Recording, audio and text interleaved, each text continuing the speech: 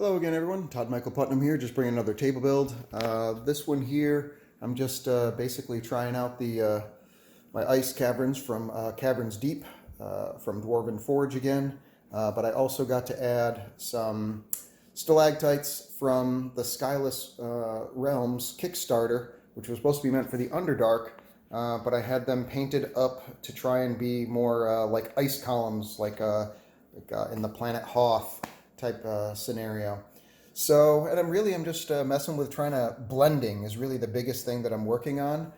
Trying to take the various elements of different sets and trying and blend them together as much as possible in order to try and create a cohesive feeling when players look at the table, which helps draw people into the story. And of particular, there's basically three main sets here. Two are from Dwarven Forge and one is from Skyless Realms. And if you look, these translucent pieces, these, like those two pieces right there, those are from the original Dwarven Forge ice caverns. And then the second set is like these little pieces here, the blue ones, the blue translucent, those and these rock pieces, these kind of white shaded stone pieces, those are also from the Dwarven Forge Kickstarter Caverns Deep in their new ice cavern set. So those are two of the pieces there, and two of the sets there. And then the last is what I was saying a little bit earlier. These columns here are actually, as you can see, they're supposed to be stalactites or stalagmites from regular underground caverns, but just had them painted up so that they would look like they're basically ice columns to the best of the ability, just to add some 3D, some more depth to the experience, so it has more of a cave-like feel to it. And these, I must say, the Dwarven Forge sets, especially the translucent pieces, they blend together so well. I think it really goes together good. They did a fantastic job. As always, I always wish I had more so I could do more of these things, but what you get is a nice contrast when you mix these various sets together and the painted sets in. The blue that I had these guys painted here sort of picks up off of the blue that's there a little bit, and also from the bottom pieces, from the tray pieces, from the Dwarven Forge Kickstarter for Caverns Deep, their ice caverns. It picks up from there very nicely and helps make it feel like it's one big area.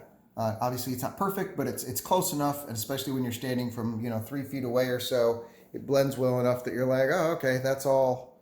Oops, learn how to work the camera, Todd. Blends in well enough to sell the idea, basically, to sell the idea. Here, there's some of these pieces, like this is an actual all-in-one piece, one piece here like that. But there's other places where I can get the thing. This is actually a separate piece that comes off that I just straight across there in order to create an ice cave type effect, right? And I did the same over here.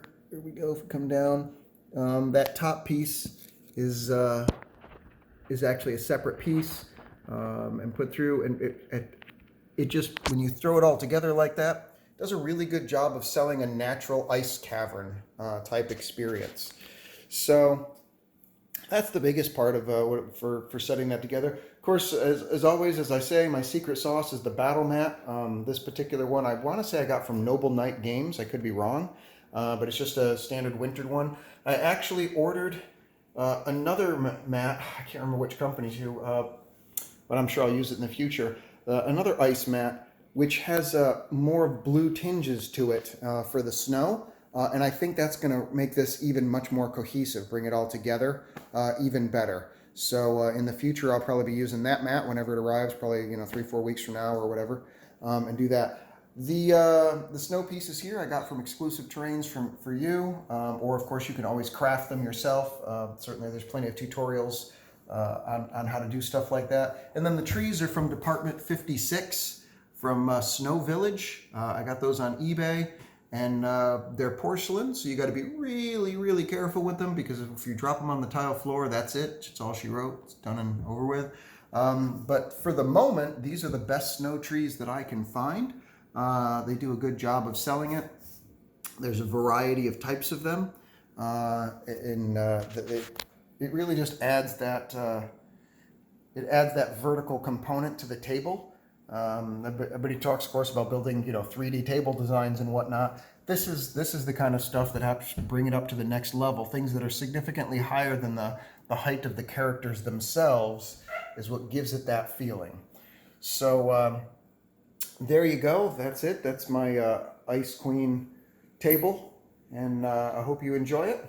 And looking forward to leave any comments or any thoughts, feelings you have below. Thank you so much. Take care.